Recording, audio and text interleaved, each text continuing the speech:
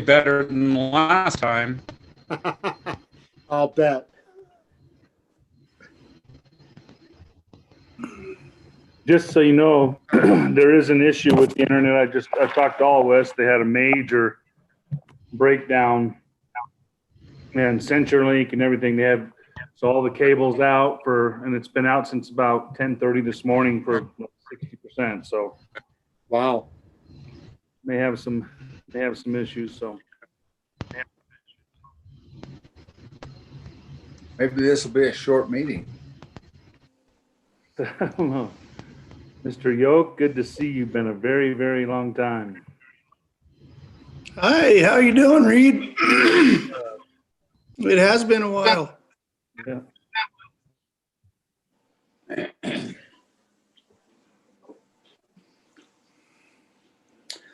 How come nobody's wearing their mask today? Mask fatigue. We're rebels. Oh, there goes Jim. Jim's Yeah. got his on. That's an improvement, Jim. Is that Hey better? guys, There you go. Oh, okay. The hour is 6:30, being 6:30 for Jim there. So I'm going to call this workshop to order, and just to let you guys know, we're not going to do the pledge. It's not called for in this meeting. I'm going to turn it over to Reed right away, and just a couple things. Normally, I ask people to go through, and normally you go through the mayor. We don't need to do that in a workshop. So as long as whatever person is speaking, staff person that's talking about the issue, just talk to them if you want to be recognized, raise your hand or whatever. And for you guys that are new in this, if you can, I'm not that technical and I get messed up. I think I've kind of figured it out, but you're not supposed to have your mic on if you're not speaking. So if you can, because it causes interference if a lot of people are not muted. So if you can mute.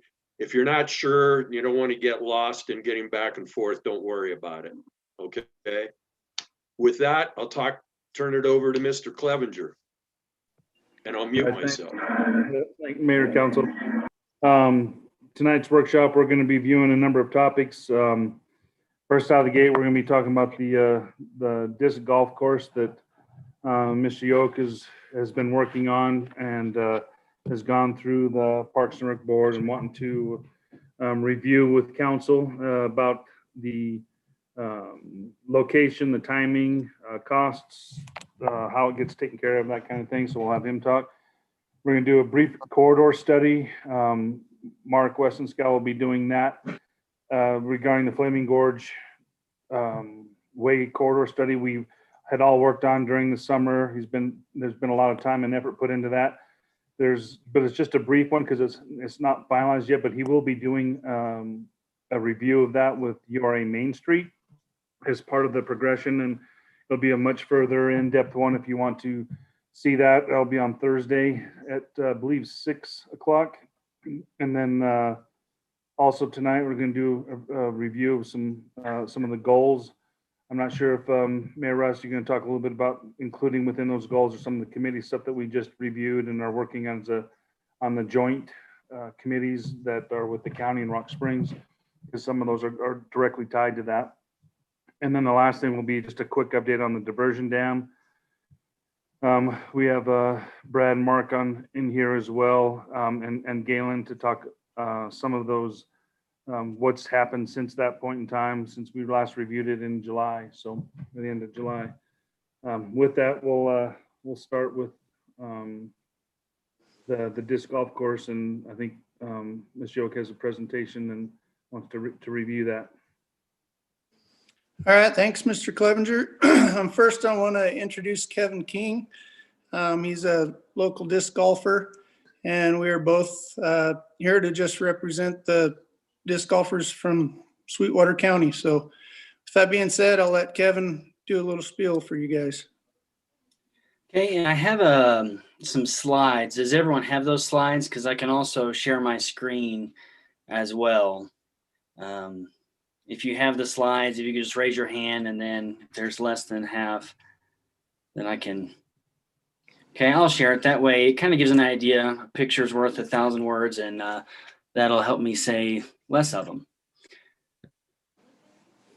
So, and first off, I'd like to, thank you guys for considering a plan that'll kind of add to the different recreational activities that Green River has, and especially a plan for those people that may not be able to afford the usual recreational activities that Green River has to offer, as far as, riding side by sides, hunting, fishing, going to the lake, things like that. And so, and also, Rick and I both think that this plan will fit with Green River's master plan of increasing Green River as a tourist destination. Their master plan that you guys have says you're looking about being forward thinking and a family community with great choices in recreational activities. And we think this is one that will be accessible to everyone in our community. And so what are we about? We're looking to put in an 18-hole disc golf course that's already been unanimously approved by the Green River Parks and Recreation Department. And so what is disc golf? Disc golf is very similar to regular golf. Regular golf, as we all know, is putting a white ball in a little hole. And disc golf is very similar in that it's trying to put a disc in a basket. But it's more than that. It's community. It's getting out in nature. You can do it by yourself. You can also do it with friends and family. And so what that typically consists of is a tee box. That's a 4x8 pad, either made out of rubber material, pavers, or concrete. And then Mother Nature kind of has the obstacles that you have to get around. And then your ultimate prize and goal is to get into the basket with as few shots possible. And so, the natural question is, why disc golf? You may not know this, but in the last 5 years, the number of disc golf courses has more than doubled, with over 8,000 courses in the U.S. And these are in people have them on their private lands. They're in state parks, city parks.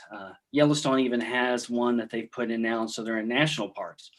And so why are so many courses going in? Well, it's for the initial low cost of actually putting in a course, and it's very little maintenance once they're installed. And they also, appeal to a wide range of people, whether you're young or you're old. If you can throw a disc, you can play disc golf. And so also, people are planning trips with disc golf as the focus of their trip or as part of their trips. And Green River is actually situated between two hot spots of disc golf. There's a ton of beautiful golf course or disc golf courses in Utah that they have major tournaments at. And there's also ample disc golf courses in Colorado that they have these same tournaments as well. And so people are making trips to play disc golf, or they're looking for courses to stop at, and they'll stop and they'll play disc golf if the course is worth it. And Green River is actually the only city along I-80 in Wyoming without a disc golf course. And in Southwest Wyoming, there are no 18-hole disc golf courses. Rawlins has a course, but it's 9 holes. Rock Springs has a course, but it's smaller. It's really not that much fun, and it's only 9 holes. Evanston has one, and it's 9 holes. And so Green River could actually jump in the game and be a nice stopping point for a lot of travelers with a full 18-hole disc golf course. And so this idea actually fits with the City of Green River's master plan for increasing the tourism in Green River. And so the proposed location that's been approved by the Parks and Recreation Committee is over at Scotts Bottom. It's a beautiful part in Green River, and it'll actually highlight the beauty of Green River. That's an actual attracting point for disc golfers. And so what's actually being installed? There's a kiosk with the basic sign and rules of etiquette of disc golf and how to proceed, how to play, what to watch out for, the typical things like that and the etiquette that goes along with it. Tee boxes that are, again, they're 8x4 foot rubber mats or concrete pads or pavers. You may know over there in the nature trail, there's the big 6 foot wide gravel nature trail. So it's nothing that invasive. It's just the pad there, and then of course the basket. And also what will take place is removing a lot of the debris, the brush that's kind of scattered through there, kind of cleaning up the fairway and different parts of that. Especially it's needed with after the big windstorm that we had not too long ago. And so benefits to Green River. If Green River is looking to increase recreation here to bring people in, this will increase revenue. People are looking to play, as evidenced by the doubling of courses in the last 4 or 5 years. It'll increase users to this area to enjoy part of it. And it'll also clean up the area. As you can see with the picture with the X over it, that's kind of what most of the area looks like over there. It's a lot of debris, it's a lot of brush. It's, it's everywhere. As far as my understanding, I don't think the city really maintains any area over there. But you can also see under the check mark that this is just a sample of what the fairways and the playing field would look like. It's clean, it's pristine, and it actually highlights the area. And also disc golf, it coexists with other activities.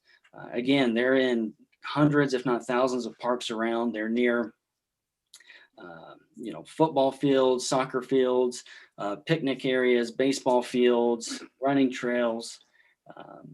And so disc golf really integrates and coexists with all these other activities, and they don't really infringe on each other. And also with the existing trails that we have there, it integrates with those. As far as the perimeter trail around Scotts Bottom, it only utilizes 20 feet of that perimeter trail, which my time over there, most of the time I see people just walking the perimeter of the trail. And so what are the benefits to Green River? Added benefits to the community is there's already PE programs that utilize disc golf, another activity for students to get out in nature and enjoy it. There's also tournaments that are possible for Green River. Flaming Gorge Days, they already have the 3v3 basketball. They have the cornhole tournament. They have the volleyball and the kickball. I think disc golf would integrate very well with the Flaming Gorge Days as well. And also, again, as I said, anyone can play it, whether you're young, whether you're old. It's not uncommon to see, grandparents taking their kids out there to play, the different games in disc golf. And also, as I said, it integrates with dog walkers, with hikers, with people that are already out there. They coexist. It's not uncommon to have people stop and ask you about it and have the added pressure of watching you throw, and you're hoping you make the ideal throw because you have this little crowd that they're walking their dogs or their family outing. And as I've already said, it fits with Green River's master plan as far as increasing recreational activities in Green River. And so that's the basic gist.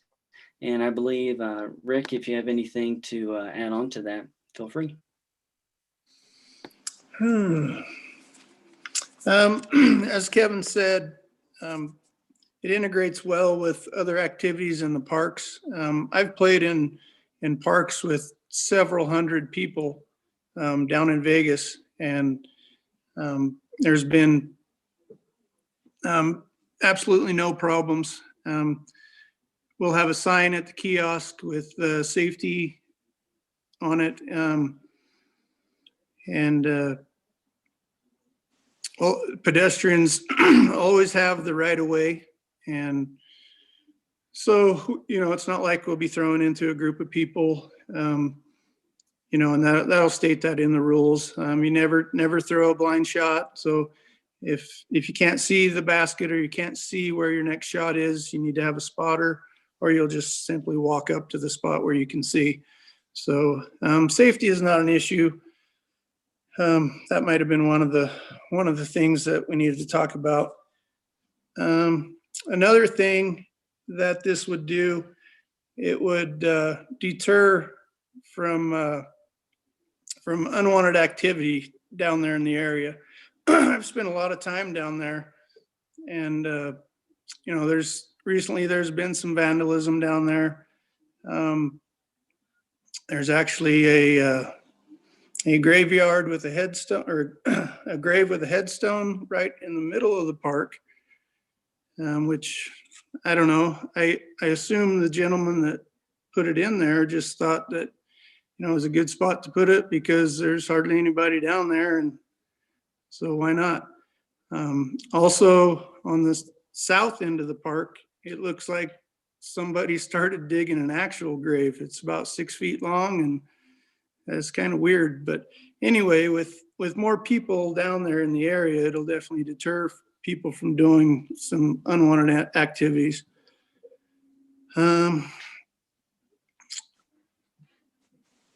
One other thing, the course is not going to interfere at all with the nature trail. And like Kevin said earlier, it's only going to interfere about 20 feet on the entire perimeter trail. So there's plenty of room for other people, if they don't want to be around disc golf, there's plenty of room down there for people to walk. And not to mention in our town, there's 28 parks. We have the green belt. We've got the entire area north of the FMC bridge. That's hundreds of acres. And most people that walk down at Scotts Bottom, they also walk north of the bridge too. So there's just tons of room down there. There's plenty enough room for everybody.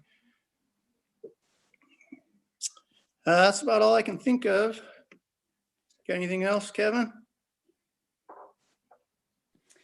I mean, it's already been in, it's a no-brainer for several, cities around adding multiple disc golf courses in their, in their cities and their parks, because there's a demand for it and people are playing it, and it's a way to get outside and be active. And it just seems like a no-brainer as well for Green River. And so I think we can answer any questions that you may have. I just have one question and then one comment. Kevin, they use a different disc, don't they, than just the normal ones that the kids play with? So I was prepared for that. So all the discs are a little smaller in size. These can be picked up for less than $10. And most people play with maybe 2 discs because it gets all the way into drivers and all that stuff and putters. But you can get, started for less than $10 for a couple discs. They're a little bit heavier than the ones that the little kids play with, aren't they? A little bit more sturdy built. Correct. Yeah. So they're not your normal ultimate Frisbee type golf discs. These are, kind of designed to carry. Well, I think it's a great idea. Anything we can do to get people to come off the highway and come into Green River, I think it's a super good idea. So I support what you're wanting to do and the work that you've done to put it together. So I think it would be really good asset to our community. Great.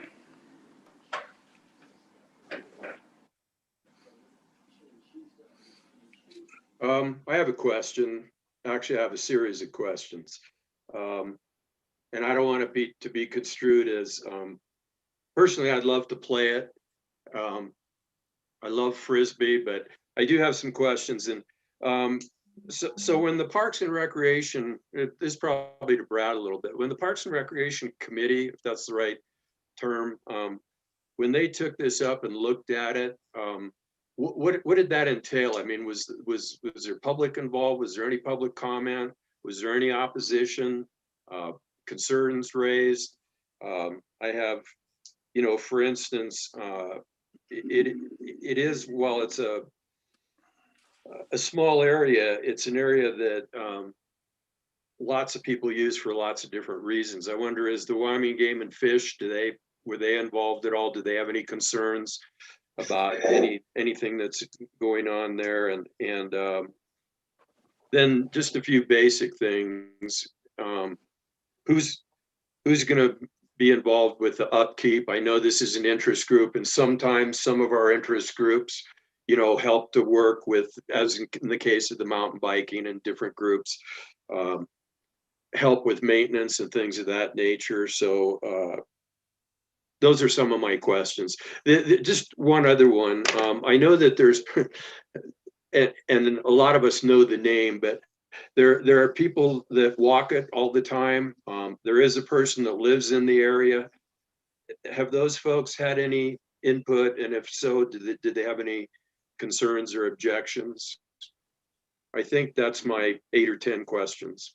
Oh boy, I'll try to remember them. It first started with the rec committee. Well, actually about April, I started kind of putting the feelers out on Facebook. We have our own Facebook page, and then we have a disc golf, Sweetwater County disc golf page. And it was overwhelming support for the disc golf course. So right then I decided to, figure out what I had to do to start getting the ball rolling. We had 2 different meetings with the rec board. They asked tons of questions. They did their homework. On the second meeting, they unanimously approved it. And I actually went down with one of the members and walked the area and showed them what it would be like. Second, as far as people being involved, I'm sure there's people that will be against it. I've spent a lot of time down there, almost every day this summer. And, I'd basically see about the same 20 people. It's really an underutilized area. And you can tell, you just go down there and walk around. It's a mess. So, and as far as the Game and Fish, I'm not real sure what they would have to say about it. It's a city park. I guess I don't know,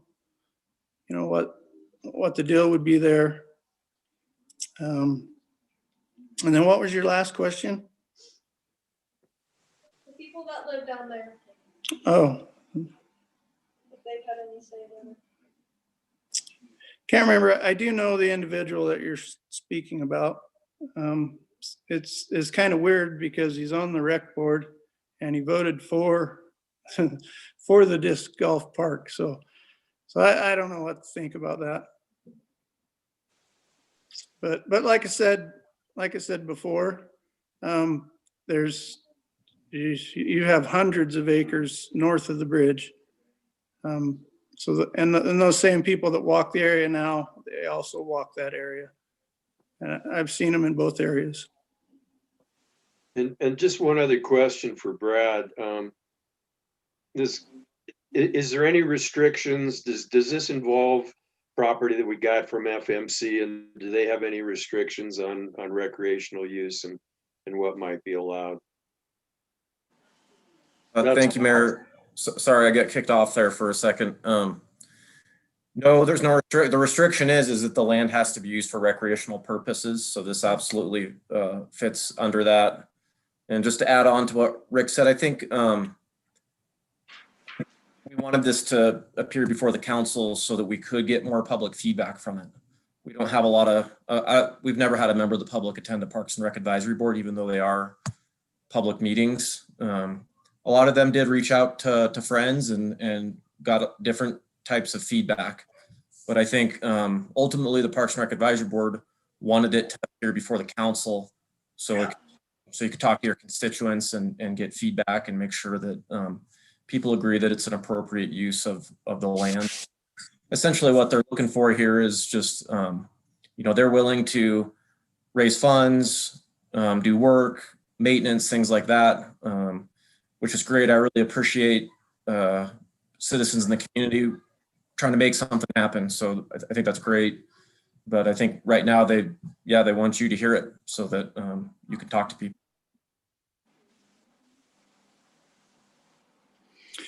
I just have one other question to Rick and Kevin. So have you guys played at the CSU course? I was at Fort Collins a couple of years ago, and all of a sudden I saw this pretty nice course, and it looks like kind of a big deal for them. I just wondered, as you go around, whether you guys had played there. Yeah, it's huge in Colorado. I have not played that course, but I've played others in Fort Collins. Okay. There's probably 10 courses in Fort Collins. Wow. To put it in perspective, Sheridan, which is roughly 17,000 people, they have 4 courses. That's how popular the sport's getting. Back to the course, you know, as a disc golf club, we would just take ownership of that area, and you know, it would be a sense of pride for us to keep it looking good. And also, it's pretty much free advertising because most disc golfers have this app called UDisc that you're searching on, and it's free to post your course. It's free to post, you know, pictures and the round that you played. There's really this, you know, kind of subculture community that's looking for courses to play as they're traveling. And also you can Google it and find different courses on TripAdvisor. So as the course kind of gets built and people start using it, it's kind of the marketing really takes, you know, word of mouth. And again, people are going to stop for a course, you know, that's worth it. But if it's not worth playing, if it's too short and it's just not, you know, not worth the effort, people won't. And this it's a great course. I'm already playing it. It's really fun. It's beautiful. You know, it really highlights Green River. It's a beautiful area.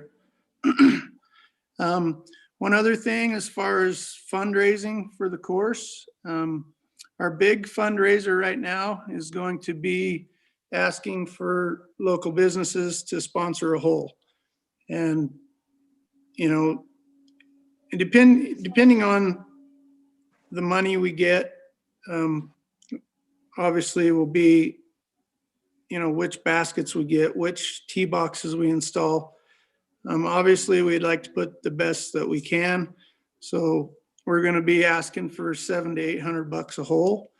And then we would put the company name on the tee box sign to help them advertise.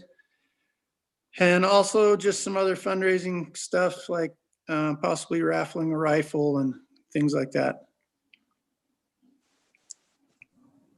Just one more comment for you all. I'm sure you want to take this back to your constituents. Just as far as the timeline for a decision, I know these guys are chomping at the bit. There is a significant funding opportunity that's due on March 1st. That, you know, if it's approved, I can talk to these guys and kind of help them with it, and Steve Core to probably be helpful there. But just to help out kind of with timeline for a decision. Yeah, just my own personal opinion, Brad. Certainly by the second meeting, even a workshop date, you know, in February, which would be the second Tuesday of February, we certainly, I think, could have heard from our constituents, given them a fair amount of time to give input and get back, you know, by then. I'm not sure that it's realistic for the first meeting in February, but certainly the second meeting by then, just my own opinion, you know, to give the public a little bit of chance for input. Anybody else have any Go ahead, Mike. questions or comments? Go ahead, Reed. Or Mike, go ahead, Mike. Yeah, I like the idea that we're looking at it from a multi-use perspective, because I think there's a few times that we've done other improvements where it wasn't multi-use, and we kind of missed the mark on that for everybody being able to use it. You know, kind of like when we did the Whitewater Parkhead, we looked at more of a fishing perspective to get more people in the same area. I do have some concerns about safety in the area with the walking trails and where they're going to be crossed. And I've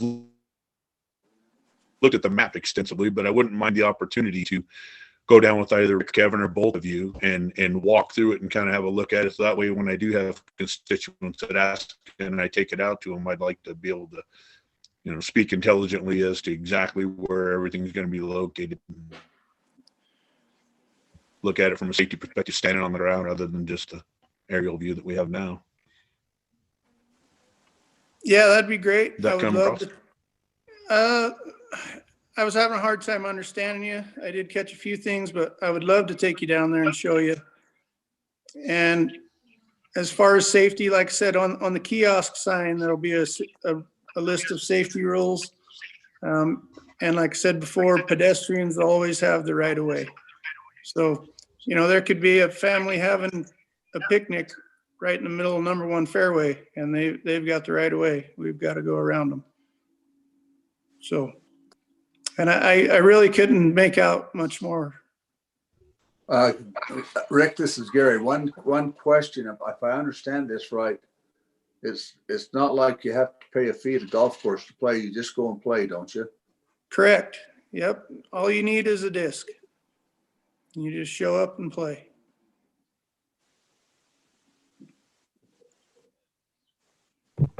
Councilman Hello, Zimmerman? Yes, Rick,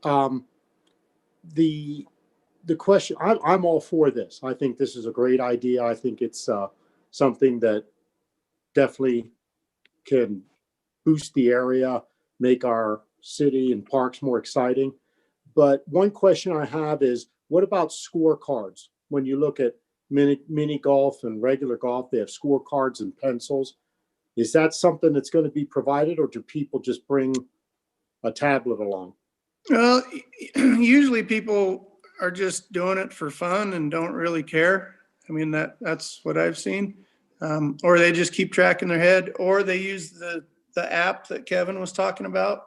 You can keep track of your score on the app, which the more serious guys do that.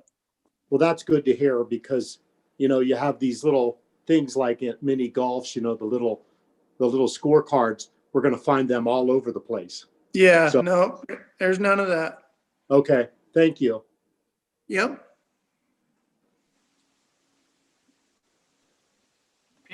This is Steve Core. Obviously, I've worked for the city, but I'm also on the rec board. And Rick and Kevin, I think this is a wonderful idea and a good use. And I think it's a good opportunity for the city rec board again to team up and you know, obviously the city's got to get the permission to use the land. And I encourage you to present something to the rec board by the March 1st deadline. I think we'll meet in April and decide on that. I'm only one board member, obviously, out of the 7. So, but I think it's worthy of doing a partnership on this. I agree with you, people coming off the interstate, those kind of things, attracting people in the Green River. But I'm speaking on behalf of being a school board member and not an employee of the city. But I encourage you to apply for that. I like the idea. So I don't know if I misunderstood you, but the rec board's already approved the disc golf course. No, I'm talking about the school district rec board. Oh, okay. There we go. Yes. Yeah, and I for would sure. encourage you to talk to Craig, our superintendent, Behringer. Okay. The deadline, if you wanted to get some funds from the rec board, like I said, we've teamed up with the city on a lot of projects, and I believe this would be a kind of a city project, but obviously it'd be coming through your organization. But obviously the city's got to give the approval to be able to do the project. And like I said, our deadline isn't until March 1st, and our meeting would be in April. But as I mentioned, I'm just one member of 7, so it'd have to be presented before the rec mill, which is basically your school board members. Yeah. Okay. And if you need more information, Rick, just get a hold of me. All right. Great. Thanks, Steve.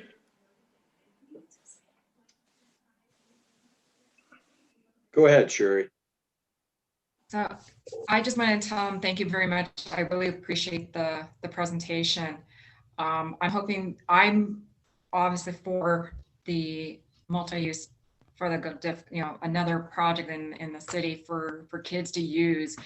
You know, if, you know, it's always, everyone has something different that they enjoy. And if we can get a child that not playing video games, and you can play this all year round and have them play out there, I think that'd be a great offering, especially, you know, with Rick and Kevin and being able to maintain the course. And I wanted to actually ask Brad, would we need, if this, you know, is formally, when it's a formally, or when it's approved, do they need to have a standing committee under Parks and Rec to make sure that it's being maintained with the set of group, you know?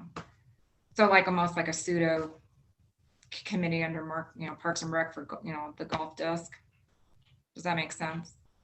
Do we have one right now? Is that the question? No, if it gets approved, then would we have one underneath Parks and Rec?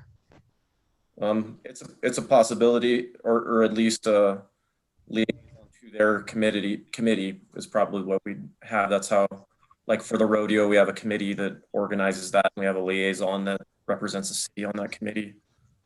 Okay. If we have something like that, that's probably how it would look. Okay, thank you. I just have one last thing, and that is, this might be jumping the gun, but I think if this is a goal and everything works out fine, I would be in favor of the city even sponsoring a hole. Since you're looking for sponsors, I don't know how the rest of the council would feel about that, but that's a little bit ahead of the game right now. But that would be a nice thing for the city to have one of the holes in their signs down there. It'd be a positive thing for the community.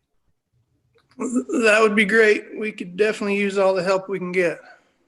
I mean, it's tough right now. I mean, you guys know that. So I don't know how the businesses are going to react, but I think they'll jump on board.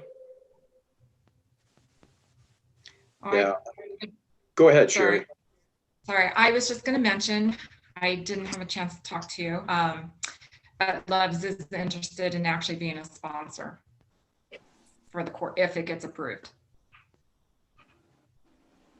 Loves Truck Stop, if you didn't. So That would be awesome. We could we could name it Love's Disc Golf Course. Oh yeah, they were really.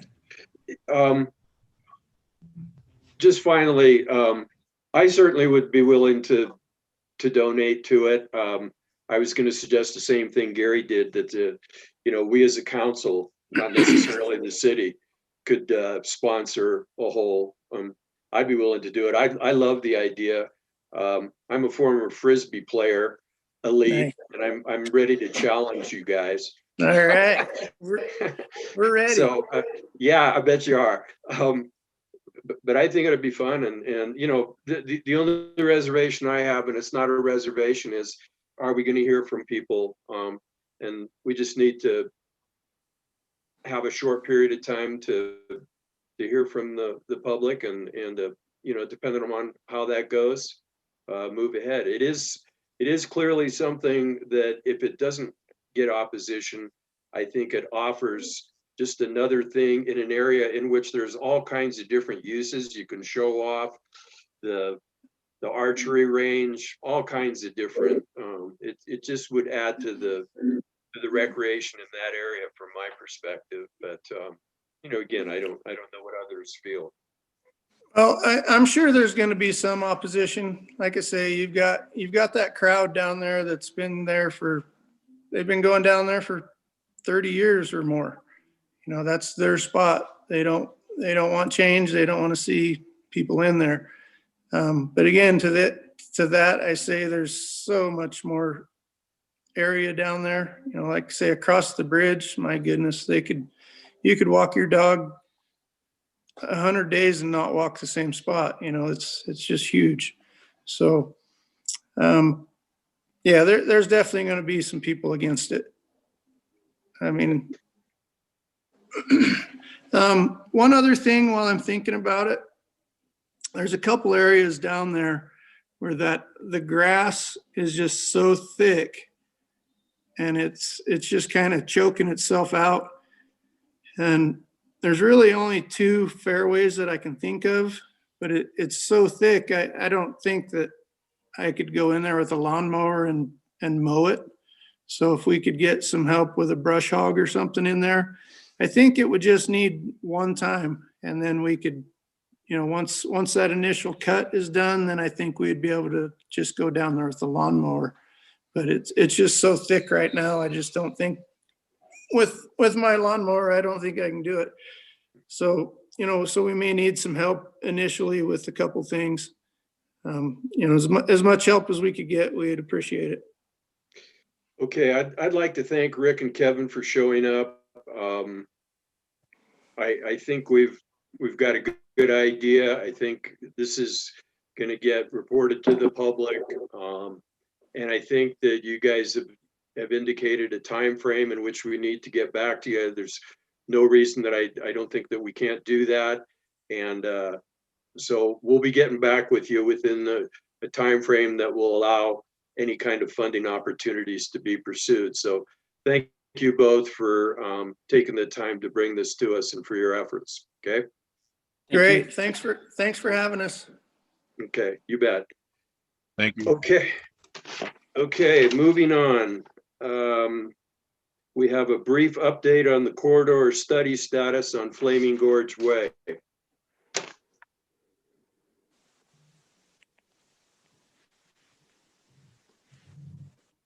Evening, Mayor and Council. Mark Westonsko, Public Works Director. Just wanted to give you an update on the status of the Flaming Gorge Way corridor study. This is something we've been working on for about a year with WYDOT, and we're coming to the end of it. It's been kind of an interesting route to take with us through the COVID, the pandemic, and all the interruptions that has presented for our public involvement for this project. But I want to give you a little bit of an update. I've put in your box, in each of your box, I've put a hard copy of the final draft, final draft for you to look at. But tonight I just want to kind of give you an update of what you're going to see when you look at that. And if this works right, I'm going to share a screen, put a few things up there. So when we talk about the corridor, oh, play nice, come on. Let's see. There we go.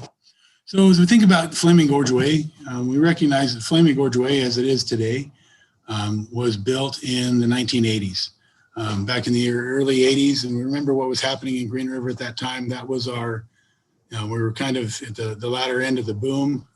Green River had basically tripled in size in a decade. At that time, the water system in Green River was still owned by PP&L. Joint Powers Water Board didn't come into existence until about 1988, and the city didn't take over the water system or maintenance of the water system until after that. That was also prior to the ADA. One of the things we talk about, the Americans with Disabilities Act and the handicap access and all the intersections, that road was built prior to the ADA, just after ADA went into effect, and it was built as a concrete road. Concrete is generally expected to have a 40 to 50 year useful life. A lot of concerns that have manifested themselves over the last few years relative to Flaming Gorge Way corridor. One, the ADA and walkability. I mean, definitely the stairways on the intersections are a challenge. The ride quality, the surface has steadily degraded. The last few years, we've noticed things are a little bit jarring if you're in the right kind of vehicle or the wrong kind of suspension.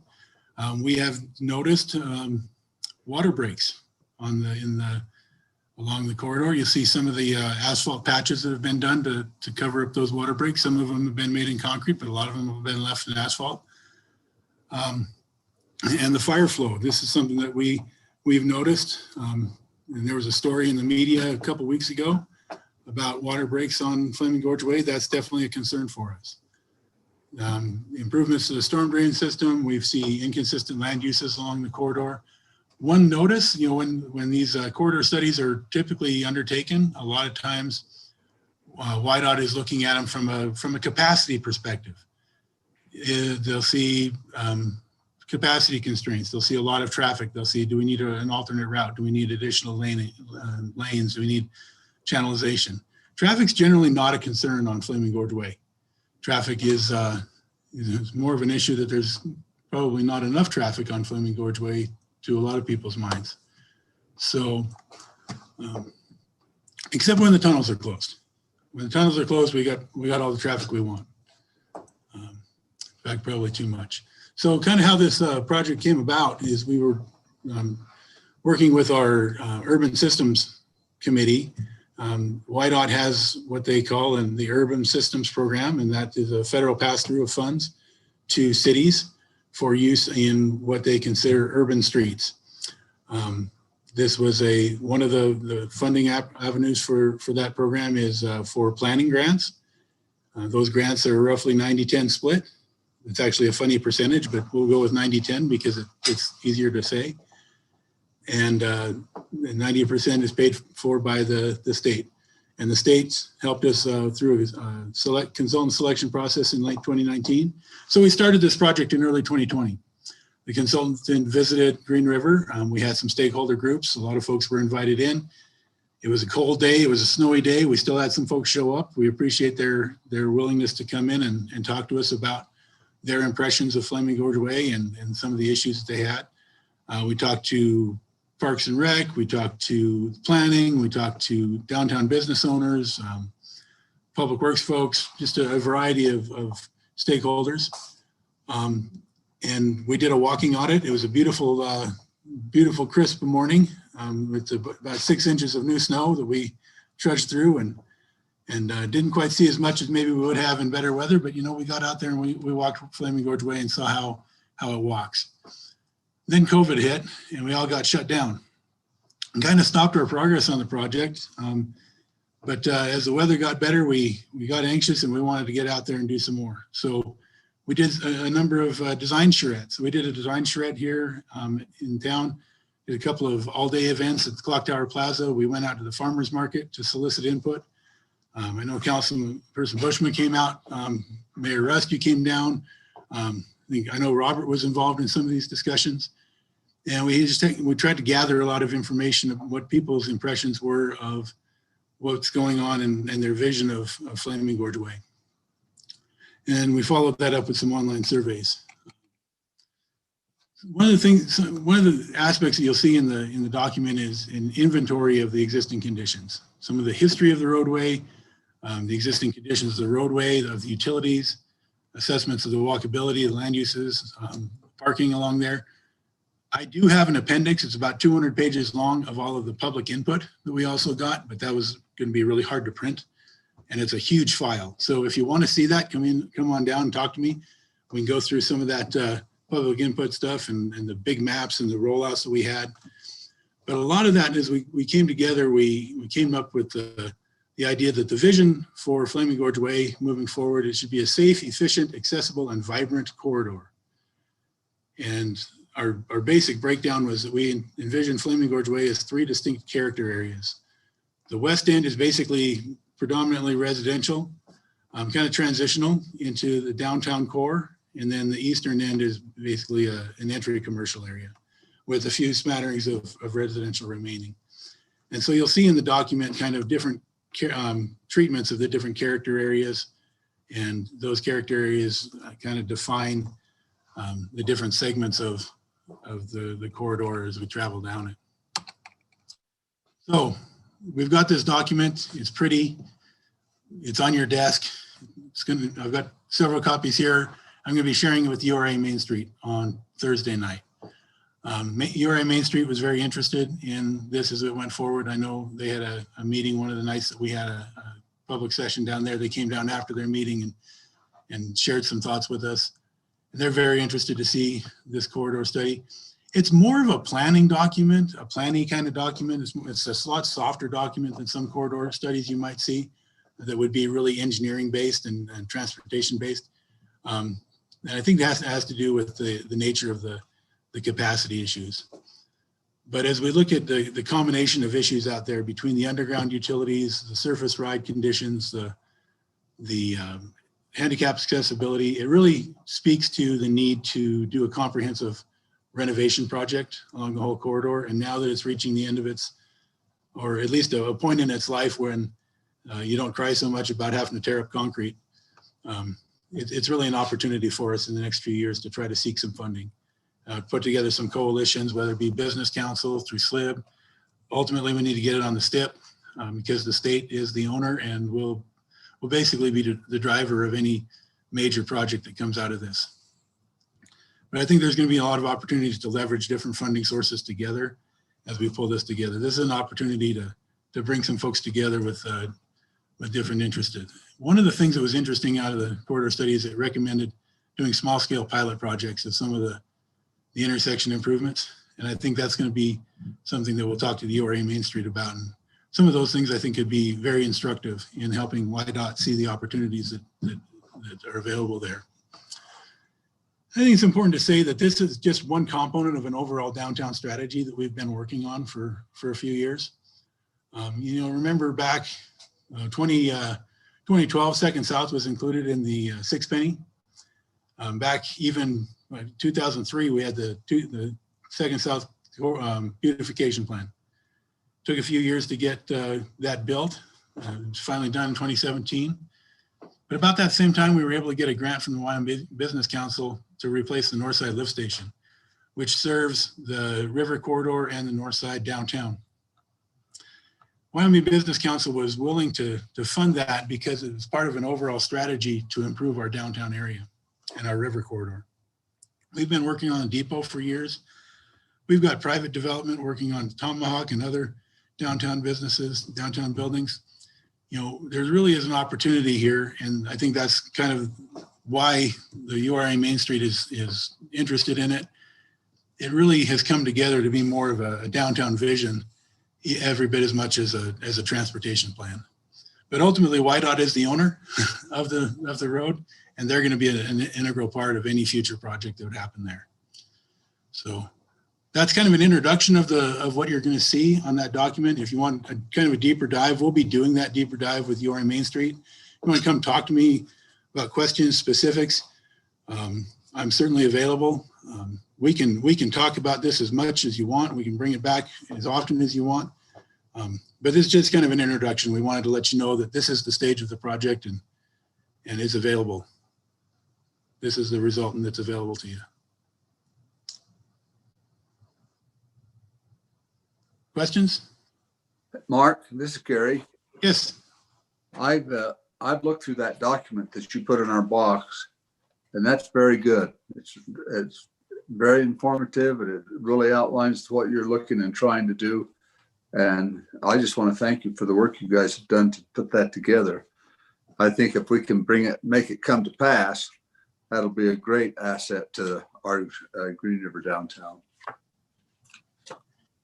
Thank you. I think it's really interesting. I don't know how much they took out of the old Blue Canopy study, but there's some tie-ins there on some of the side streets that really kind of come together. And I think it gives us something that we can go to YDOT and say, hey, you know, let's do something together. I really like how you've got some parking or some design around that Tomahawk building. That would be a real positive for that building and to make it come to pass. I like the way you've got that put together. That's, I think, the last page in your document. Yeah, and I think there's some interesting aspects there that I think URA Main Street's going to have some fun with. And I'm very interested to see how we can put some of those pilot sample projects, some low-cost quick hitters in before we start moving too much concrete.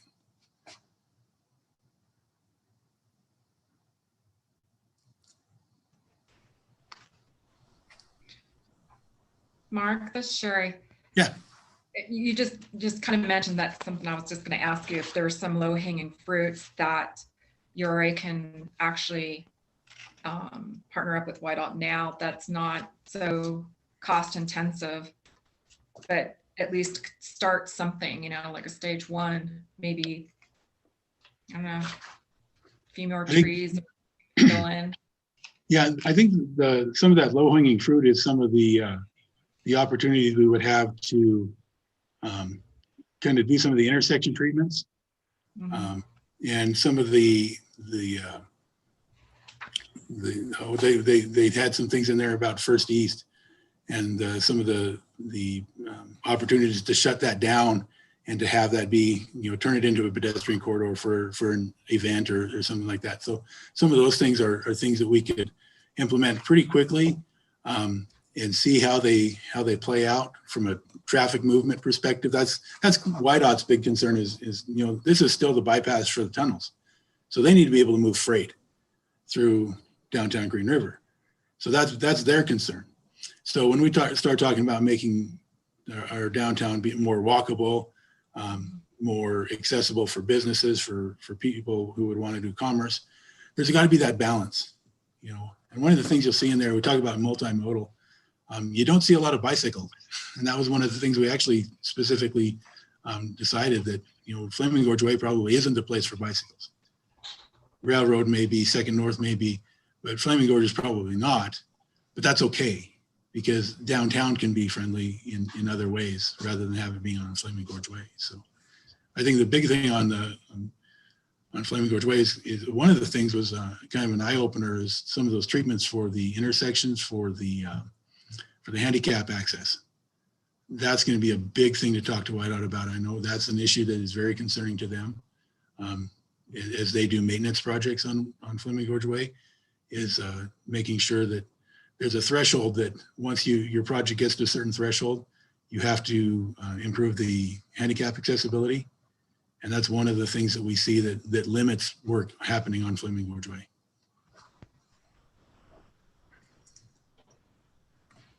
Yeah, I was remembering a mentioning about having an ADA compliant. I'm just going to ask the question, and I'm sorry I didn't preface it, but just thinking about it, have we actually inquired with that organization at all? They have been on our steering committee. Okay. They have been, they're the funding organization. They have been on our steering committee. They have taken our final draft, our preliminary draft, given a bunch of comments we got a bunch of great comments back from them on traffic impacts and things like that. They have been very cooperative in there. I really recognize I kind of liken this to the beautification study that we did on Second South. It may take a few years to get the funding all put together, but we're going to like it when it's done. And they're going to have to be a very large component of the funding. They recognize that they're not in a position to be rebuilding streets right now. We hear what's going on at the state, and that's not going to be this year, that's for sure. Any other questions for Mark? Comments? Sherry? Nope. Okay. Thank you, Mark. Appreciate it. Thank you. Just a comment, Councilman Zimmerman, can you hear me? Yes. So since you keep me in line, Jim, remind me if I don't speak to it about, I've just gotten several emails from the airport director. He wants me to talk about the airport district and WHAM. So remind me if I forget, as you usually do, okay? Okay. Okay. Next is goal review by council. Who's taking that one?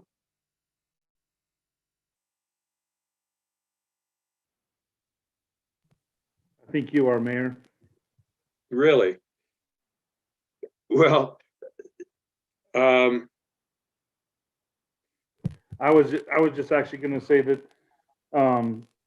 what we were looking at is, I know there were a number of goals that are out there that have been in place, and we're continuing to hit those. I think some of the changes now have occurred with some of the committees and these joint meetings. And I think probably what we need to look at is, how do we prioritize those, and what may make sense for for council representation and that kind of thing that we're going to be going into. I know that we just provided that to Commissioner Wendling on some of that. We are going to have that meeting, FYI for everybody. We're going to have that meeting on February 3rd. Mayor Russ and I will be meeting with Mayor Como and Doc, Commissioner Wendling on that afternoon beforehand or the day beforehand. So we'll be able to give some kind of an update, but I know those are some of the priorities that we're going to be hitting, and then we need to look at some of the priorities that we're currently working on. So, we have budget coming up, and we're not going to be hitting the budget stuff until after we see this next monthly dollar amount. We have the community service grants that are going to be part of that. We need to see what that's going to look like before we send the letter. So we have a lot of things coming up over the next couple of weeks, but you might want to prioritize some of those with council. okay. Just to look to the council. My idea of including goals on the workshop agenda, and it doesn't have to occur tonight is that to have a formal update, particularly for the new council and just a review by the old council in terms of the process that we went through to establish goals. I think it's been really 2 years ago that you guys that are on the council will remember Amanda Kavas, it was a pretty extensive public input process. And I think we just need to review that again so that we don't have to reinvent the wheel, kind of see where we're at and, go from there. I think it's all going to be part of the budget process. Reed is correct that some of the issues that are intergovernmental that we have assigned, and a lot of you guys have volunteered to be on different groups, that will provide part of the agenda. But that's my view of this is different than that. It's that really review the old process and see where we're at somewhere along the line. It's not going to be tonight, but again, we went through a pretty extensive goal process. I know that they really don't have to necessarily even redo things.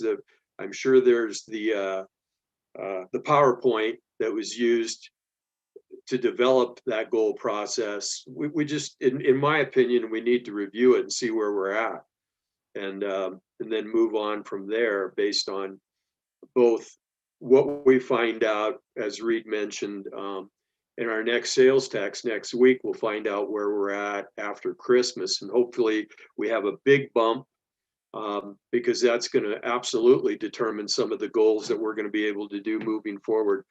Because if we don't get a big bump and we get the opposite, and we just dropped 150,000 last month, and if we were to do something like that again, that is definitely going to have a determination in terms of how we're going to move forward. And conversely, if we get the big bump that is historically the case after Christmas, we're going to be in a good position to move forward and look at some other options of some of the things that we can do. So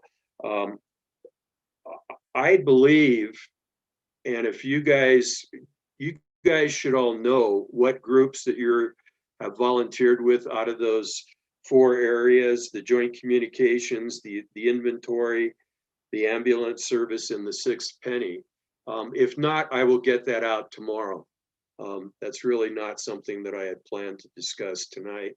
And as Reed said, we just got this afternoon the email from Doc in terms of when the next meeting will be. So everybody has an assignment that has volunteered, and I'll get that out tomorrow just to make sure that everybody knows. Sherry volunteered to be on the ambulance, correct, Sherry? Yeah. George is on the communications, both as a potential board member that he will be at the next meeting, but also on the temporary group that is going to work with the county. And we've tried to put at least one council person and 1 or 2 staff on it, and that's what we suggested. So I'll get that out to all you guys tomorrow, in case everybody's not clear on where we're at with that. And really, that's all I have for the goals. Again, it's something that I think that as we find out what kind of money that we're going to be getting, we need to review those goals and see where we're at, how much we've accomplished, and how much we have done nothing with some of the goals, and where we're at in terms of, do we need to change? Yeah, and Mayor, I think that's good. I think we can also, from my side, update. I know you've been working on that, but update what we'd sent out, from accomplishments. We also have the progress edition that's coming up that all the department heads have put some stuff together on. Some of those address some of those goals and what we've done. So that'll be a good review specifically for the new the council persons on that. And then with that joint meeting that's coming up, I did see he added additional topics, if you will, committee aspects to it and subjects that we're going to have to go over. And I think we're going to have, there are going to be some internal ones too, so that are not specific to intergovernmental, but there'll be a lot of things in the air. And at that point, I think we start to have you guys decide the direction we should be, taking and then following. So. Yeah, and what Reed's referring to is in Doc's memo of the meeting, that again, we just got this afternoon. All the rest of they picked the top 4 or 5 of those that we needed to, and we assigned people to it. And those meetings are going to occur very soon. What he's done in this agenda is just kind of moved right ahead with the next 5 or 6 that were on the list. So things such as solid waste, fire, all the other ones that were on the list, they're going to move ahead with the same process, hopefully a little better organized, and assign people to those so that we'll have that whole full agenda moving forward. And that is going to be a large part of what we're going to be doing. Between that and the budget, we're not going to have a heck of a lot of extra time to be doing anything else at the moment. So that's it for me, Reed. Okay, perfect. Okay, so moving on, the diversion dam discussion. I'm going to start the process, just kind of give a quick overview, and I'm going to have Brad and Mark Brad specifically take over. As something I have to run and go do. But just as an update, we last reviewed this diversion dam end of July this past year. There has been concerns from a safety issue, and also looking at what had been done from a funding perspective, what had been done from an engineering perspective. We continue to track the issues that were going on. Just as I had sent out from the last update, we have not had any from the PD or the fire department or any other comments on that, or even from the icing that has created continued to create those issues, so which is good. We've continued contacting the groups that were a part of it, and those that we invited out to those meetings. Specifically, we're looking at some funding mechanisms or areas that we can get it. At this point in time, we don't see any funding in the near future for that. Even looking at Trout Unlimited, who was having some grant success on it, but after that storm, they pretty much used everything they had for the 2 projects they're going to be working on. I have to give thanks to Mark. He put a lot of time in looking at this late fall and early winter, looking and evaluating the comps that were done, the engineering that was being done, and trying to evaluating the numbers that they used. We have found some questions that we want to move forward with and address.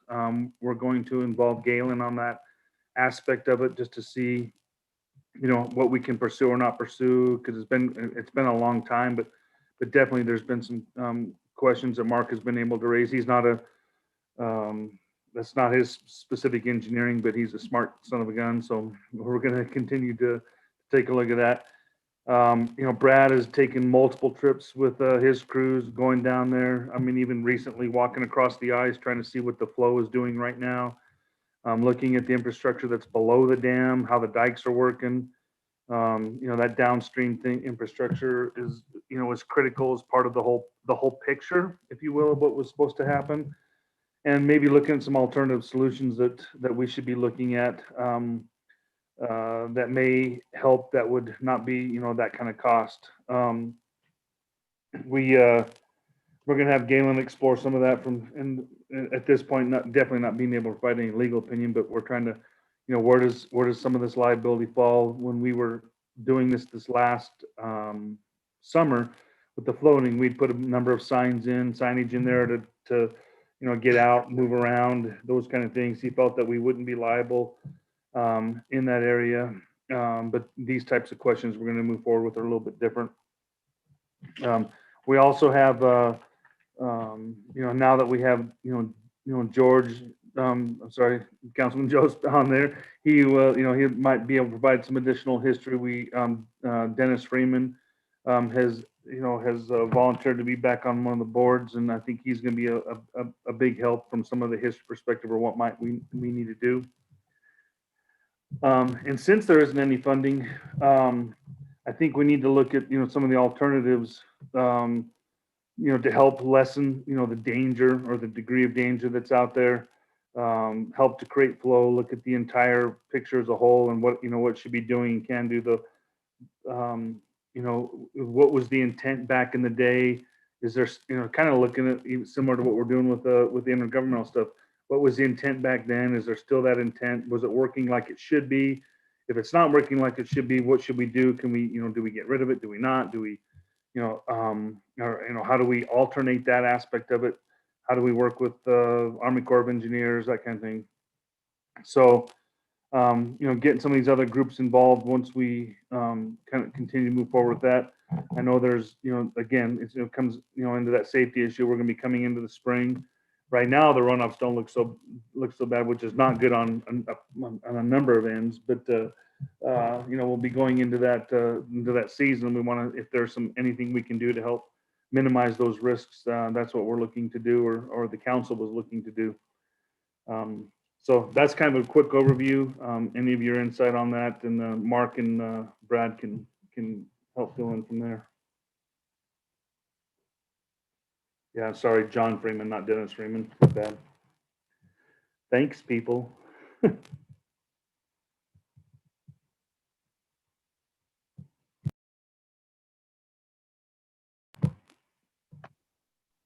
Go ahead, Brad.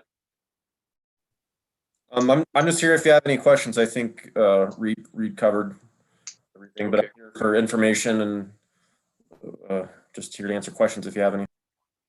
Okay. I'm just going to jump in for a second, and then, if there's staff or anybody else, this is a big issue that I'm pushing. Last year we did do extra signage, with the we being the Parks Department basically put up extra signs. I've been out many times during the summer. It started out from the county picnic grounds. There's signs out there that say that you're required to wear a life jacket. It says that you shouldn't be doing this unless you're an advanced swimmer. And I think as a number of people that Councilman Shuttrin, I know, has been down on the river and has done this. I don't know who else on the council might have and have an opinion in terms of the safety of it. Many people have opinions on the safety of it.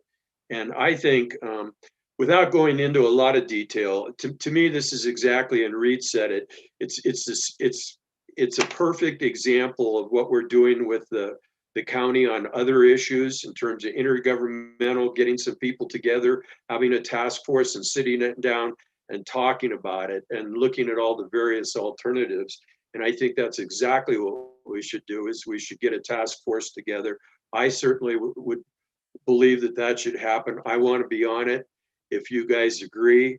And I think we do have to explore various alternatives. I think we can get lots and lots of people that have that run the river, that have been sucked under by the currents and that have opinions on that. I talked to, for instance, one of my good buddies and former councilman and one of the best swimmers in the United States in terms of Randy Walker, who has swam the river from Fontenelle down to FMC and has a tremendous amount of experience dealing with currents and undercurrents and things like that. We need to hear from those kinds of people. In addition to once it's been established, whether or not there's danger, and what we need to do is, then there's going to be all kinds of steps in terms of all the various agencies that were involved in establishing this and getting those, communications with those. But to me, that's what a task force has to sit down and devise a plan. And that's basically my pitch tonight, is that this is the beginning. And if you guys agree, I think that's something that we need to do. And again, I'm deeply concerned, and I've talked with a lot of you guys and heard back from a lot of you, in terms of the safety of that structure, as are a lot of other people. That's all I have to say. So if anybody else would like to jump in, please do. This is, again, Mayor? this is a step. Mayor? I have the same feelings you have, but I would like to ask Galen a question. He doesn't need to answer tonight, but maybe sometime in the future he could answer that for us. But I kind of would like to know what kind of liability the city of Green River would have if there was a death at that dam.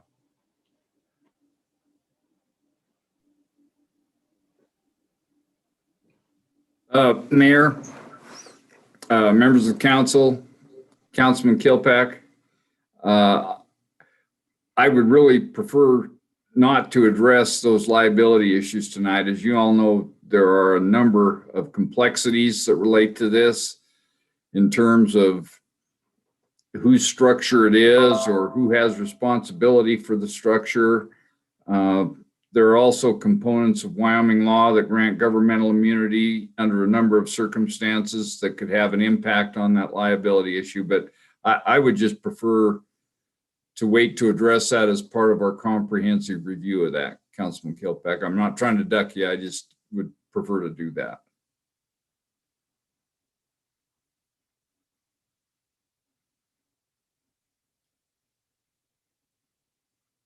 Okay, who else has a comment?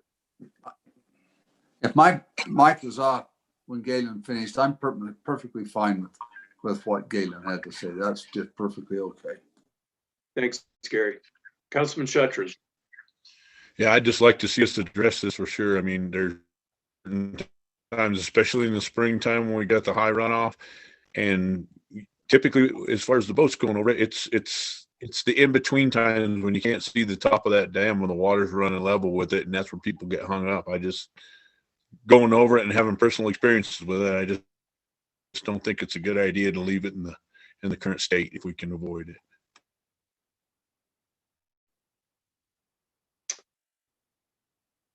So again, to me, this is the beginning of taking up something that we've talked about before.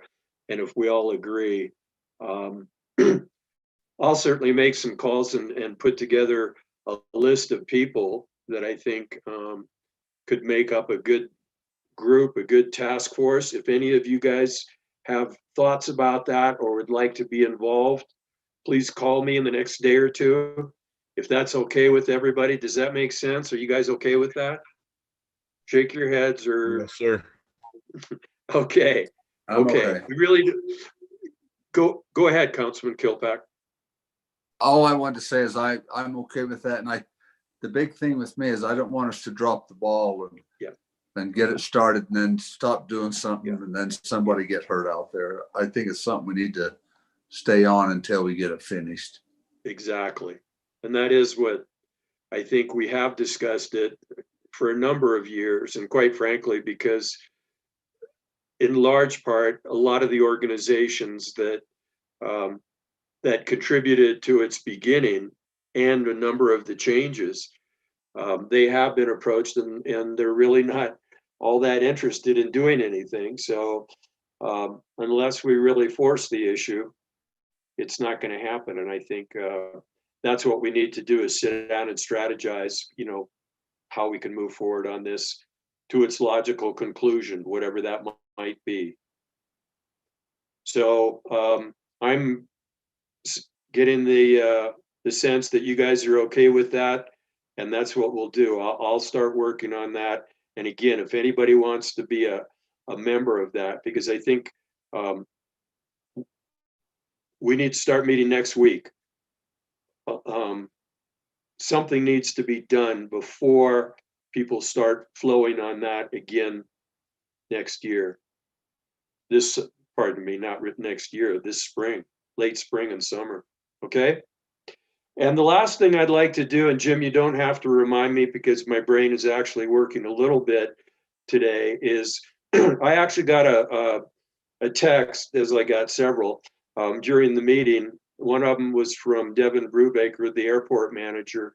And what Devin is asking is, WAM is going to be meeting, the Wyoming Association of Municipalities is going to be meeting on Thursday. And what they're going to be meeting on is taking a position on this airport district legislation that is moving through the legislature right now.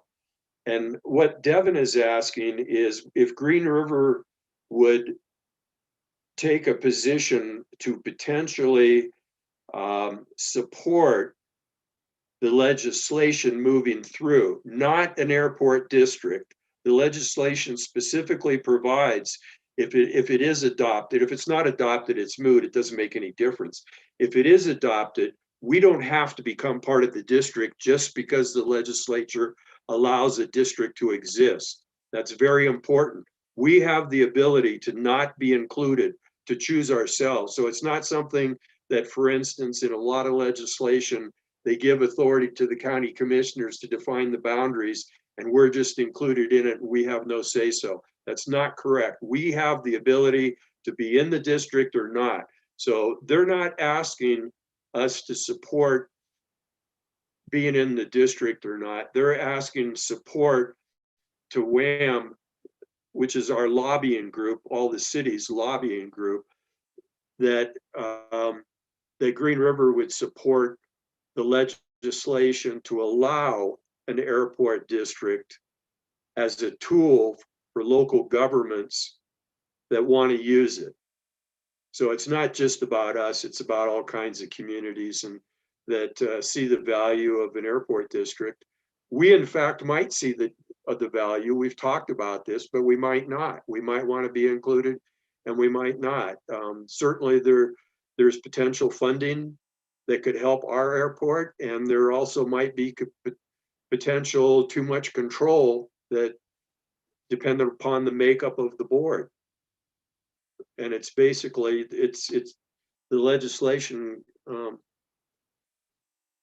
gives the flexibility for the groups that are going to be on the boards to decide the rules themselves. But again, we don't even have to participate if we don't want to. So my question to you guys, if you understand, and if not, I can talk to you guys individually tomorrow, because I hate it when you just get something sprung on you in the middle of a meeting and, you know, ask people to make a decision.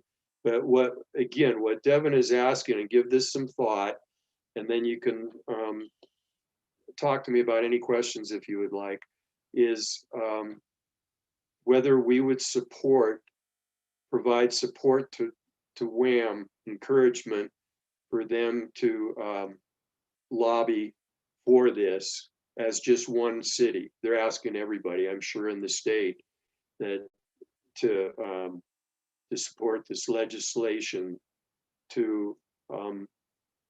from the legislature to establish airport districts for those areas that want to do so. It's a funding thing. So give it some thought. Any thoughts? Anybody have any thoughts on it? You don't have to answer tonight, you know, kind of a thing. Yes, Sherry, go ahead. Thank you, Mayor. Do you have anything written up from Devin that explicitly describes about the airport district, meaning, you know, the scope of it, what the benefits would be? Yeah, and I think what we need to do is I'll get a little summation from him. Excuse me. I'll get a little summation from him in terms of his perception of which I actually have, of the value of an airport district. And then I can send a copy of the legislation to you guys. It's not that extensive. And you can look at it yourself and make a judgment. It really does, I think, it doesn't force people's hand if you don't want to participate. That's the important thing. And if you do want to participate, it pretty much provides for a system. If I read it correctly, then you guys can look at it and make your own judgment, in which those that are participating have equal participation and not dominated as some legislation is that the county determines. And that's a critical piece. It's the groups that once you participate, you have equal participation and equal authority. It is the way I look at it. But anyway, I'll get that out to all you guys first thing in the morning, okay? So you can see if you have any other further questions, because again, I don't expect anybody to make a decision on that just hearing about it tonight. But again, I just got the text 15 minutes ago, so we'll follow up on that. And that's all I have. It does say city administrator's report, and I'm not sure if Reed is still on. If he's not, he doesn't, unless he asked Brad to do so. I don't think he has a report, Brad or Mark. He did ask me to cover for him, but I don't have he didn't provide a report, and I don't have a report. Okay. Okay. Galen, do you have anything?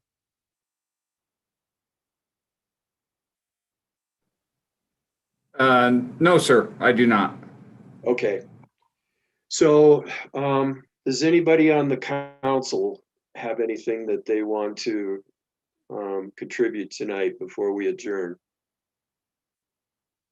I don't. George shaking his head. Robert? No. Sherry? Yeah, I just wanted for those that know that I've been meeting with all the department heads, and I have a few more throughout the week. So I met Assistant Chief Larry and Bill at the fire station today, and I met Jason during the week. So it's been really good and informational for me to and meeting everyone. So I just want to let everyone know that what I've been doing, and I appreciate everyone that's at the department heads allowing me to meet with them in the last couple of weeks. Good. Thanks, Sherry. And I believe both George and Sherry have a training with WHAM Friday. Is that correct? Yeah. Yes, that's correct. Okay. So that there is a Zoom training for new councilmen that they're going to participate in on Friday. And with that, I appreciate everybody taking the time. Again, I think we've moved some of the items, gotten a little bit better organized in terms of what we might do. And I'm looking forward to proceed on a couple of these. So thank you, everybody. Well, Good night, everybody. Thank Night. you, Mayor. Night, Good everyone. night. All right, have a good evening.